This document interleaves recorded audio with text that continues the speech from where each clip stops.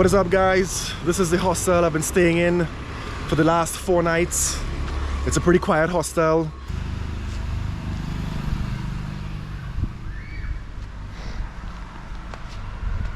So everybody comes in, they park their bicycles here or their scooters, motorcycles. This is the main entrance to the cafeteria area. Little restaurant here. People sit down, have a few drinks. It's a little bit dead right now, not least because it's off season.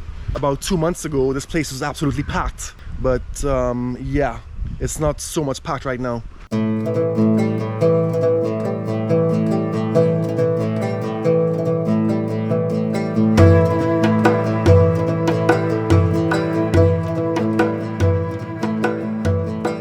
The only person who's partying here right now is Maili by herself. She's getting drunk on water.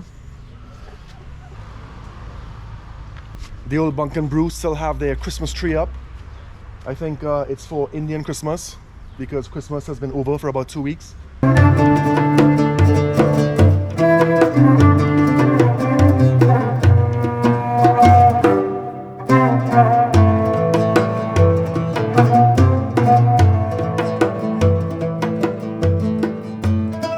got the main man here. What's your name, brother? My name is Jasbir. Jasbir? Yes. This is Jasbir. Hi. This is the guy who runs things, but he's never awake.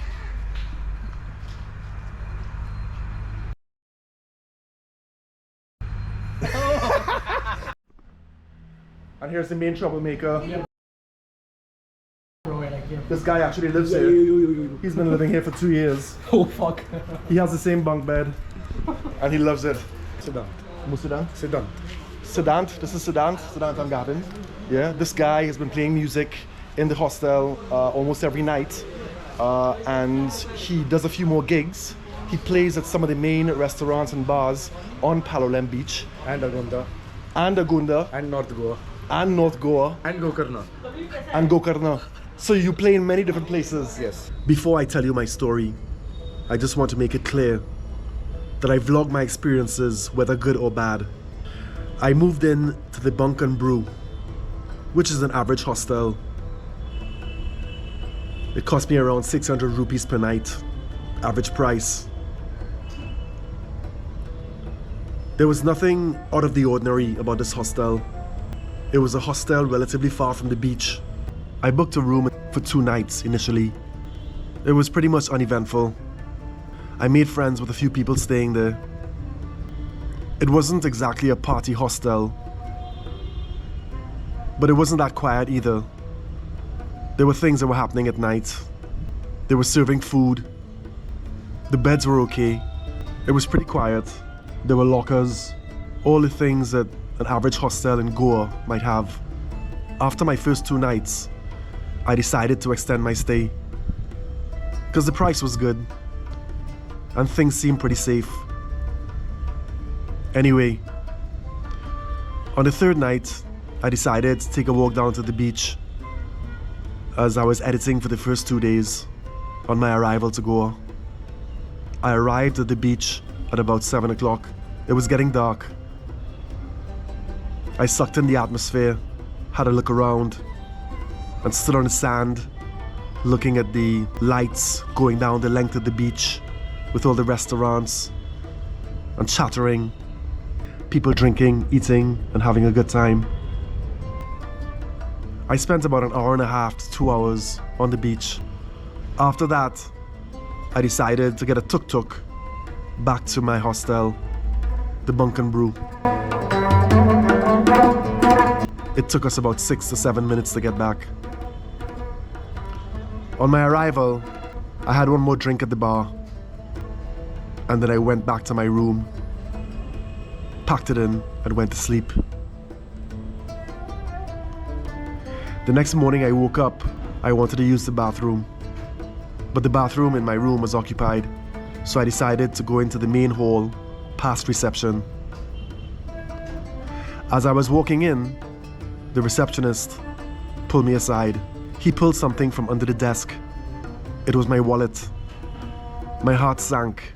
The first thing he said was, "I think this is your wallet because I saw your ID in it." And I was looking at him and looking at my wallet, and it looked a lot thinner than it did the day before. So eventually, he gave me the wallet, and on opening it, I realized that all my money was gone. Originally, there was 350 euros in pounds and euro notes. I had 40 rupees left in there. My initial reaction was confusion. I didn't know that my wallet dropped out of my pocket until the next morning.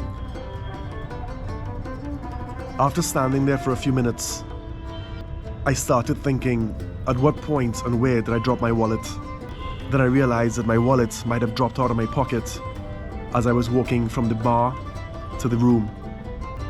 It didn't take me long to accept full responsibility for what I did. I asked the receptionist to look at the cameras, to which he responded, "There's no way he can do that. The only person who has access to the cameras is the boss or the owner of the hostel, who was in Mumbai at that time.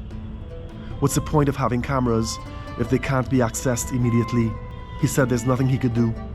And then he proceeded to shake his finger at me, saying that I was irresponsible, I shouldn't have dropped the wallet, and I have to be more careful next time. I told him that it was not my intention to drop the wallet. Mistakes happen. I did not intentionally take my wallet out of my pocket, throw it on the floor, and then go to sleep. This is not how accidents work. His demeanor was quite unfriendly. Yes, it was 350 euro. I wasn't going to be destitute in India. That 350 euros could easily fund me for 1 month. A few days went by. I extended my stay. Everything was cool, well, except for what happened. There's nobody I could point a finger at but myself. Fast forward 3 days. I was going to the beach. As I was walking out of the hostel, there was a lot of commotion in front of reception in the courtyard. I asked somebody what was going on, and they told me that somebody had broken into a girl's locker and stolen 26,000 rupees, which converts to about the same that I lost, 350 euros. I saw the girl. She was visibly upset. She had lost a lot of money. She said that she was going to call the police, to which the receptionist responded, "Please don't call the police. That's not going to help. It's not going to help our hostel." As the girl got more frantic, she called on one of her friends. They got together, looking for any sign that would point in the direction of who stole the money. One of the guys who was hanging out the night before realized that this one guy in particular kept going into the room to pull out 500 rupee bills. He kept buying drinks for everyone. This is after him and my friend had spoke about how much money he made per month, and the amount of money he made per month didn't add up to how much money he was spending. This guy does something not right. So they approached him in his room and started asking him questions. He started to empty his pockets.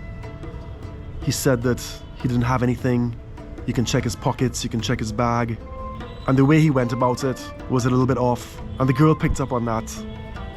So she started looking under beds, looking under mattresses, and there it was, 6,000 rupees. As soon as she lifted the mattress and she saw the money, his response was, "Oh fuck," almost like he had gotten caught. But he still denied it. The receptionist decided to get the boss involved.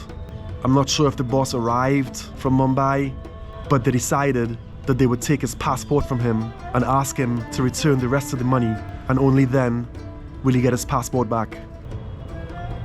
After that, there was a lot of chatter as to what had happened, and everybody was surprised because this is the same guy who was hanging with everyone, including myself, having a laugh, a little bit of banter, having a drink, and acting normally. It occurred to me at that point that a few days earlier, I was told that this was the same guy who found and handed my wallet in. Did he take the money before handing my wallet in? What was strange was that him and the receptionist were talking in another language when the girl was inquiring about who stole her money. They could have spoken English or Hindi as a courtesy to the girl. What were they hiding? This situation was now in the hands of the police. To rub salt in our wounds, the tenants who were there for more than 7 days were asked to leave the hostel. I asked when was this rule implemented. The receptionist said today. He said that there was too much drama in the hostel and that they need everything to cool off. This whole thing didn't make sense. That day I left and I stayed in another hostel, then made my way to Mumbai the next day.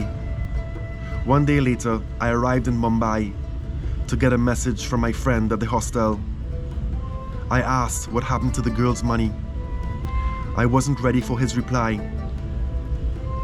The police contacted the girl and said that the guy will not be returning for his passport. She asked why. The police bluntly said that he killed himself.